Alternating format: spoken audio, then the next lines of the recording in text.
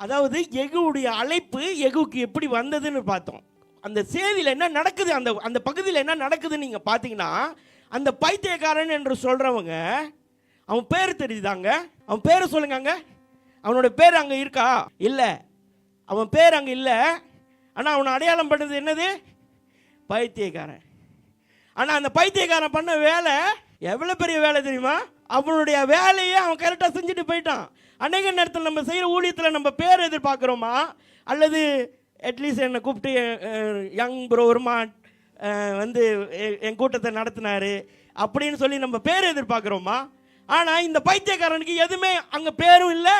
வந்த வேலை எவ்வளோ பெரிய கனமான வேலை, ஆனால் அவர் கிடைச்ச பேரை பைத்தியக்காரன். எனக்கு அன்பான தேவ சனமே, அந்த மனிதன் சரியான செய்தியை எகுகிட்ட வந்து சொல்லலைன்னா என்ன நடந்திருக்கும்?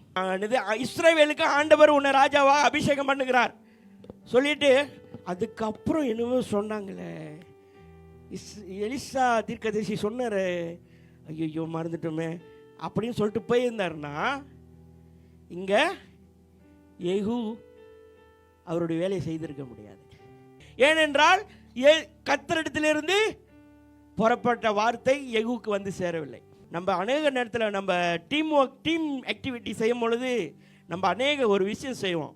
ஒரு 10 பேர் நிற்போம், 10 பேரை நிற்க வச்சு பின்னாடி ஒரு ஆள்கிட்ட ஒரு கதை சொல்லுவோம். பார்த்துருக்கீங்களா? அந்த மின்னுக்கு வந்து கதை சொல்லும் போது ஒரு ஆள் சொல்லுவார் தெரியுமா? எப்படிப்பட்ட கதையாக இருக்கும்? வயிற்ற வலிக்குது, நான் சாப்பிட போகிறேன்றது வயிற்றுனால செத்து போயிட்டாருன்னு போவோம் கதை. அப்படிப்பட்ட சூழ்நிலை நடக்கிற வேளையில் இந்த பைத்தியக்காரன் கொடுத்த கடமையை சரியாக செய்து முடித்தான். ஒவ்வொரு ஆளுக்கும் தேவனுடைய ராஜ்யத்தில் பங்கு உண்டு. அந்த பங்கு நம்ம உங்களை ஆண்டவர் எதற்கு அழைக்கிறாரோ அதை செய்து நீங்கள் முடிக்கும் பொழுது தேவனுடைய ராஜ்யமானது ஒரு பெரிய படம். அந்த படத்தில் உங்களுடைய பகுதி எங்கேயோ இருக்கும்.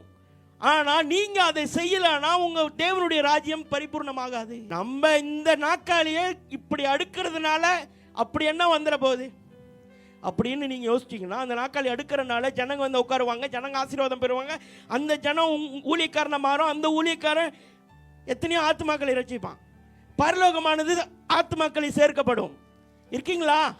ஆனால் நம்மளுடைய பங்கு அநேக நேரத்தில் இந்த காரியம் தான் என்ன செய்ய சொல்லியிருக்காங்க, இது நான் செய்யலைன்னா வேற யாராச்சும் வந்துட்டு செஞ்சுட்டு போயிடுவாங்க அப்படின்னு நம்ம நினைக்கிறனால முதலாவது தேவனுடைய ஆசீர்வாதத்தை நம்ம இழந்து போகிறோம். நம்மளுக்கு கொடுத்த பங்கை நம்ம செய்யாத பொழுது அந்த பங்கின் ஆசீர்வாதம் எப்படி நம்ம பெற முடியும்? முடியாது. அதோடைய பலனை அடைய முடியாது. இரண்டாவது, தேவனுடைய ராஜ்யம் நிறைவேறதுக்கு தாமதமாக நாம் இருக்கிறோம்.